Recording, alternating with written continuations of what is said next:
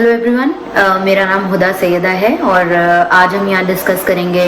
Mental health. Basically mental health होता क्या है। मेंटल हेल्थ फ्रेंड्स एक बहुत बड़ा अम्ब्रेला है। It is a very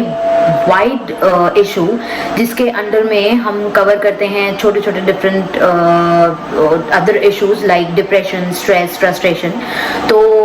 basically यहाँ आज मैं बात करूँगी डिप्रेशन की, क्योंकि आजकल का जो भी सिनेरियो आप सब जानते हैं, जो भी सिनेरियो चल रहा है all over the world, I am talking about, not only in India और in any other country, I am talking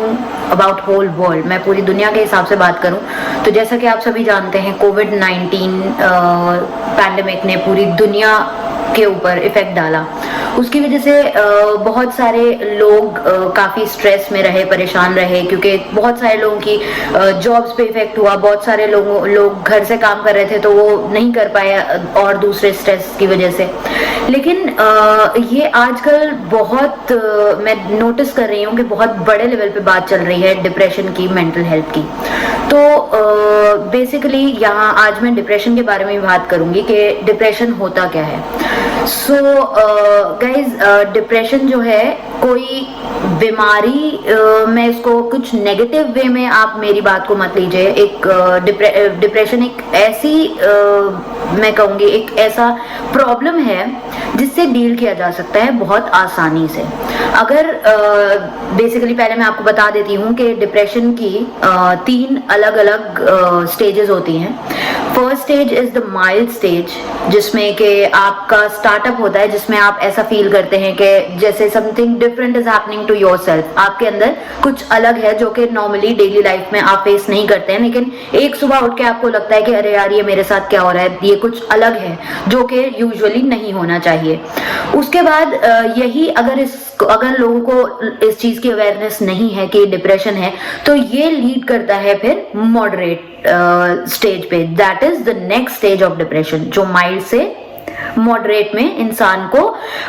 तब्दील कर देती है। एंड जब मॉडरेट स्टेज आता है तो इंसान जो है थोड़ा सा अपने अंदर और चेंजेस फील करने लगता है। एंड इनफैक्ट जो आसपास उनके लोग रह रहे हैं वो भी वो चीज फील करने लगते हैं कि हाँ कुछ ना कुछ ऐसी बात है इस इंसान के अंदर जो कि इसके अंदर कुछ बदलाव महसूस कर सकते हैं वो लोग। तो इन चीजों से बचने के लिए आसपास के लोगों को भी इस चीज की अवेयरनेस होना बहुत जरूरी है, और जो खुद इस चीज का पेशेंट है उसको भी उस चीज की अवेयरनेस होनी बहुत जरूरी है। बेसिकली हम अगर इंडिया की मैं बात करूं तो हम जिस सोसाइटी में रहते हैं वहां पे मेंटल हेल्थ को बहुत एक टैबू माना जाता है, and still it is considered to be a stigma. अगर हमारे आसपास कोई इंसान मेंटल हेल्थ का शिकार है या डिप्रेशन का शिकार है, स्ट्रेस का शिकार है, फ्रस्ट्रेशन का शिकार है, तो पहली चीज जो हमारे माइंड में आती है वो ये आती है कि अरे यार ये आदमी या ये लड़की या ये लड़का शायद पागल है। तो यही वजह है कि हमारे जो सोसाइटी में लोग हैं, इनफैक्ट हमारी जो फैमिलीज हैं, स्पेशली जो मिडिल क्लास फैमिलीज हैं, उनमें ये अवेयरनेस नहीं है, या जो ग्रास रूट लेवल पे हम जैसे लोग रहते हैं उनमें ये अवेयरनेस नहीं है, जिसकी वजह से हम इस चीज को कॉन्कर नहीं कर पा रहे हैं और इससे हम डील नहीं कर पा रहे हैं। तो बेसिकली जब ये मॉडरेट स्टेज में, क्योंकि लोगों को आसपास भी नहीं पता होता है, तो वो उनको ढंग से डील नहीं करते हैं, उनके साथ बुरा बिहेवियर करते हैं कि मे भी ये पता नहीं शायद ये किस तरह का इसका खराब बिहेवियर हो गया, तो इसके साथ ऐसे ही बिहेव करो, ऐसे ही इससे बात करो, शायद अब ये इसका बिहेवियर ही खराब हो गया है, शायद ये बदतमीज हो गया है या बदतमीज हो गई है। तो उसमें जो है वहां से जो है वो बिगाड़ की शुरुआत हो जाती है, क्योंकि लोग जो हमारे आसपास हैं वो भी अवेयर नहीं है और जो वो पेशेंट है वो भी अवेयर नहीं है, जिसकी वजह से उसके ऊपर एक नेगेटिव इफेक्ट पड़ता है और उसको एक पॉजिटिव सराउंडिंग ना मिलने के कारण वो जो आपका मॉडरेट, जो माइल्ड से मॉडरेट स्टेज पे आप पहुंचे थे, वो फिर सीवियर स्टेज पकड़ लेता है। And when you reach the severe stage, that is a very very dangerous stage. Severe stage में इंसान जो है वो रिबेलियस होने लगता है, वायलेंट होने लगता है, and then when it can reach to suicidal attempts also, and usually लोग सुसाइड कर भी लेते हैं। तो बस इन चीजों से बचने के लिए अगर हम कुछ ऐसा करें, कुछ ऐसा हमारी सोसाइटी में, कुछ civil society organisation, I am sure बड़े लेवल पे काम चल रहा है इस पे, जो बड़ी एनजीओज हैं, सिविल सोसाइटी ऑर्गेनाइजेशन है, वो मेंटल हेल्थ पे ऑलरेडी काम कर रही हैं, लेकिन यहाँ हमें काम करना चाहिए बेसिकली इस चीज को ग्रास रूट लेवल तक पहुंचाने के लिए, जिससे जो हमारा आम आदमी है, जो हमारे कंट्री में आम लोग हैं, जो इस चीज के सबसे ज्यादा शिकार हैं, उन तक इस चीज की अवेयरनेस पहुंचे और इस चीज को ऐसा ना समझा जाए कि वो आदमी कुछ पागल है या उसका मेंटल स्टेट जो है वो कुछ बिगड़ गया है। हाँ, बेसिकली बस ये है कि उसको हम डील कर सकते हैं, उससे अच्छी तरीके से ट्रीट किया जाता है। अगर उसे अच्छे तरीके से उसको एक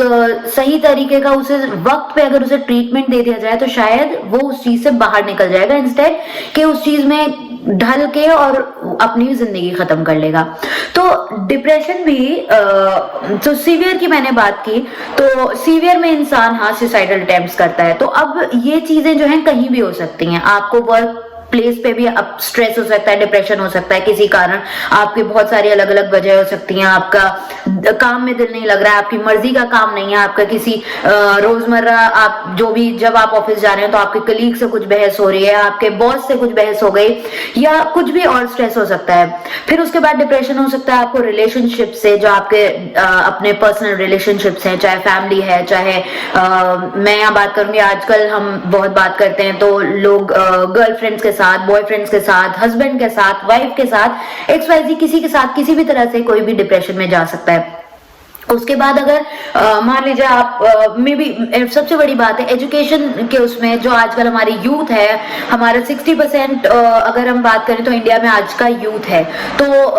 जो कि इंडिया का फ्यूचर बन सकता है, लेकिन इन स्ट्रेस और डिप्रेशन की वजह से कहीं ना कहीं उनके ऊपर इतना नेगेटिव इम्पैक्ट पड़ रहा है कि इस आगे फ्यूचर में जाके वो इंडिया का नाम रोशन करें, वो सब चीजें उल्टी हो रही हैं। जो भी सिनेरियोज आजकल इंडिया में चल रहे हैं, अनएम्प्लॉयमेंट है, एजुकेशन स्टेटस बहुत बिगड़ता जा रहा है, तो उसकी वजह से लोग स्ट्रेस में आते जा रहे हैं, उसकी वजह से लोगों के पर्सनल रिलेशनशिप पे इफेक्ट पड़ रहा है, इकोनॉमिकली लोग परेशान हैं और बहुत सारी चीजें ऐसी हैं जिनके साथ डील करना लोगों के लिए मुश्किल हो रहा है। लेकिन फिर ये कोविड-19 पैंडेमिक ने ऐसा इफेक्ट डाल दिया कि उसकी वजह से भी लोगों पे बहुत ज्यादा इफेक्ट पड़ा, लोग लॉकडाउन में रहे अराउंड 3.5 महीना, तो उससे इन सब चीजों से भी बहुत ज्यादा इफेक्ट पड़ता है। लेकिन अगर कहीं ना कहीं हम इन चीजों को समझदारी से डील करें, अगर एक दूसरे से बात करके और एक वर्चुअल दुनिया, जो आजकल हम एक वर्चुअल दुनिया में रह रहे हैं, सिर्फ मोबाइल और लैपटॉप्स और online games, Facebook, Instagram, WhatsApp, सिर्फ हम इसी में ही लगे रहते हैं, हमारी एक वर्चुअल दुनिया बन गई है। हमने अपने दोस्त, अपने रिश्तेदार, सबको उसी वर्चुअल दुनिया में बंद कर दिया है। तो मैं ये कहूंगी कि अगर हम एक बार उस वर्चुअल दुनिया से बाहर आके देखें, फिजिकली लोगों से बात करके, मिल के, बैठ के उनसे बात करके देखें, तो शायद इन चीजों के बहुत सारे सॉल्यूशंस ऐसे ही सामने आ जाएंगे। और मुझे लगता है अगर हम ऐसा करने लगे तो शायद कहीं ना कहीं हम इन चीजों पे रोक भी लगा सकते हैं, and we can cure all these kind of things instead of going into all these things.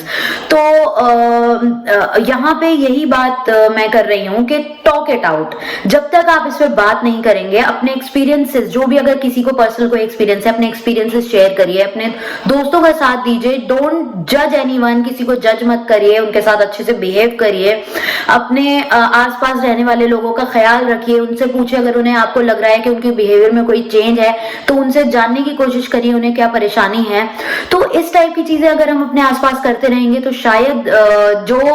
चीजें जिस तरफ जा रही हैं दुनिया भर में, वो उन चीजों को हम रोक सकते हैं एंड हम एक बेहतर जगह बना सकते हैं अपने लिए इस पूरी दुनिया में रहने के लिए। और एक दूसरे का साथ दे के चलेंगे, एक दूसरे के साथ अच्छे से रह के चलेंगे, तो शायद we can cure what is happening all over the world. And सबसे बड़ी बात यह है कि डिप्रेशन का सबसे बड़ा मुझे जो रीजन ये लगता है वो ये होता है कि जब हम अपने अंदर कोई चेंज महसूस करते हैं ना, तो हम अपने आसपास रहने वाले लोगों से, अपनी फैमिली से, अपने दोस्तों से कटने लगते हैं। बस सिर्फ वो ही मत करिए। कोशिश करिए कि अगर आपको कुछ अपने अंदर ऐसा चेंज महसूस हो रहा है, जिससे आपको ये फील हो रहा है कि वो सामने वाले पे इफेक्ट डाल सकता है, तो उनसे जाके बात करिए कि मैं ऐसी। एंड इफ यू फील के बात करने से असर नहीं हो रहा है, तो मेरी राय यही होगी कि please go and seek professional help. Psychiatrist को कंसल्ट करना कोई गलत नहीं है, साइकियाट्रिस्ट को कंसल्ट करना या किसी प्रोफेशनल डॉक्टर को या किसी प्रोफेशनल से ट्रीटमेंट लेना इज नॉट बैड, ये गलत नहीं है। अगर इससे आपको फायदा हो सकता है, so why not. So please, it's a appeal, it's a request from all of you कि इस चीज पे लोगों को जज मत करिए। साइकियाट्रिस्ट को कंसल्ट करना कोई बहुत गलत चीज नहीं है, बल्कि बहुत अच्छी चीज है। नॉर्मली भी लोग साइकियाट्रिस्ट को कंसल्ट कर सकते हैं, सिर्फ बात ये नहीं है कि अगर आप डिप्रेशन में हैं तो ही आप साइकियाट्रिस्ट को कंसल्ट करिए। सो इट्स जस्ट के आप लोग बात करिए, खुल के इस चीज पे बात करिए। अब जब एक ये मुद्दा उठा ही है मेंटल हेल्थ और डिप्रेशन का, सो प्लीज मेरी राय यही है कि हम लोग इस पे ओपनली बात करें और ये जो अवेयरनेस है इसको ग्रास रूट लेवल पे अपनी कंट्रीज में पहुंचाएं जहां से ये चीज पैदा हो रही है। सो इट्स जस्ट दैट ये कोई बहुत ऐसी बड़ी प्रॉब्लम नहीं है हमारे अगर वर्ल्ड ओवर देखा जाए, और बहुत सारी कंट्रीज में इसको बहुत अच्छे से डील किया जा रहा है। सो आई थिंक अगर हम भी इसको अच्छे से डील करेंगे तो हमारी भी कंट्री में हमारे लोगों को बहुत फायदा होगा। सो इट्स जस्ट दैट अगर आप लोगों को और कुछ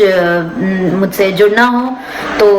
हम इस पे और डिस्कशंस कर सकते हैं और बातें कर सकते हैं, बट मुझे लगता है कि ये बहुत इंपॉर्टेंट टॉपिक है और एक बहुत सही वक्त है कि जब ये डिबेट्स ओपन हो गए हैं। थोड़ा सा हम लेट हैं, लेकिन कहीं ना कहीं बहुत अच्छे वक्त पे डिबेट्स ऑन हो गए हैं। एंड आई एम हैप्पी कि लोग अब इस पे बात कर रहे हैं, इस पे एटलीस्ट सोच रहे हैं कि हाँ हमें एटलीस्ट ये पॉजिटिव चेंज कहीं ना कहीं लाना चाहिए। तो ऐसे ही अगर हम एक एक करके बात करेंगे और एक दूसरे से बात करेंगे और एक दूसरे तक बातें पहुंचाएंगे, तो इसी तरह आई थिंक चेन बना